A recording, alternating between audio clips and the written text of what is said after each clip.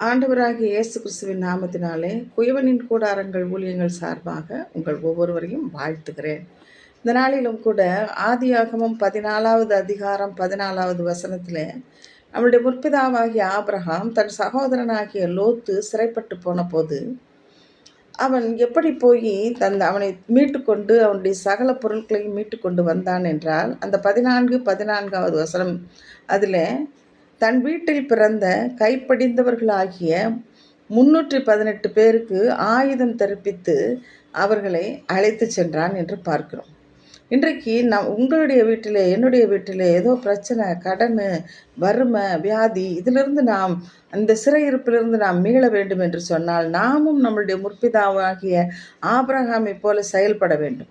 அவன் என்ன செய்தான்? தன் வீட்டில் பிறந்த அப்படின்றால் ஆபிரகாம் வீட்டிலே திரளான வேலைக்காரிகள் இருந்தார்கள். அவரிடத்திலே தன் வீட்டில் பிறந்தவர்கள் தான் கீழ்ப்படிவார்கள். அவர்களிலே 318 பேரை அவன் செலக்ட் பண்ணான். நாமும் நம் வீட்டிலே நாம் கணவன் மனைவியாக நம்மளுடைய பிள்ளைகளாக நாம் இணையணும். அது மட்டுமல்ல, அதில் 318 பேரை செலக்ட் பண்ணுறான் அப்படின்னு பார்க்குறோம். அந்த 318 எதை குறிக்கிறது என்றால் 300 + 18. இந்த 300 100 + 100 + 100, 18 9 + 9 என்று நாம் பிரித்து விட்டு பார்த்தோம் என்றால் 100 பிதா, 100 குமாரன், 100 பரிசுத்த ஆவியானவர். இந்த 3 சேர்ந்த திரியோக தேவனை நோக்கி நாம் கூப்பிட 9 + 9 ஆவியின் வரங்கள் 9, ஆவியின் கனிகள் 9 நமக்குள்ளாக கிரியை செய்ய ஆரம்பிக்கும். அது மட்டுமல்ல, அவர்களுக்கு ஆயுதம் தரிப்பித்து என்று நாம் பார்க்கிறோம். இன்றைக்கு பரிசுத்த பவுலடியார் சொல்லுகிறார், பிசாசுக்கு எதிர்த்து நிற்க திராணி உள்ளவர்களாக சர்வாயுத வர்க்கத்தை தரித்து கொள்ளுங்கள் என்று சொல்லுகிறார். நாம் அந்த ஆவிக்குரிய சர்வாயுத வர்க்கத்தை நாம் தரித்து கொண்டு நாம் ஜெபிக்க அந்த எபேசியருக்கு எழுதுகிற நிருபம் 6வது அதிகாரத்தில் அந்த சர்வாயுத வர்க்கத்தை குறித்து நாம் பார்க்கிறோம்.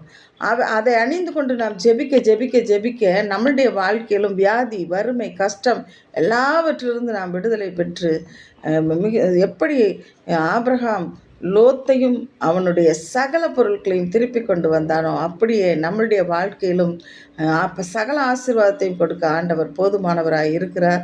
இந்த கிருபைக்குள்ளாக நம்மை நடத்தும்படியாக கண்களை மூடி செபிப்போம். நல்ல பிதாவே, இந்த நாளிலும் எங்களுடைய முற்பிதாவை போல நாங்கள் தகப்பனே, எங்கள் வீட்டிலே கீழ்ப்படிந்த எங்கள் பிள்ளைகளை எங்களையும் நாங்கள் இணைந்து ஜெபிக்கும்போது பிதா, குமாரன், பரிசுத்த ஆவியாகிய அந்த திரியோக தேவனை நோக்கி நாங்கள் மன்றாட எங்கள் தேவன் தகப்பனை எங்களுக்கு ஒரு பெரிய விடுதலை கொடுப்பீர்.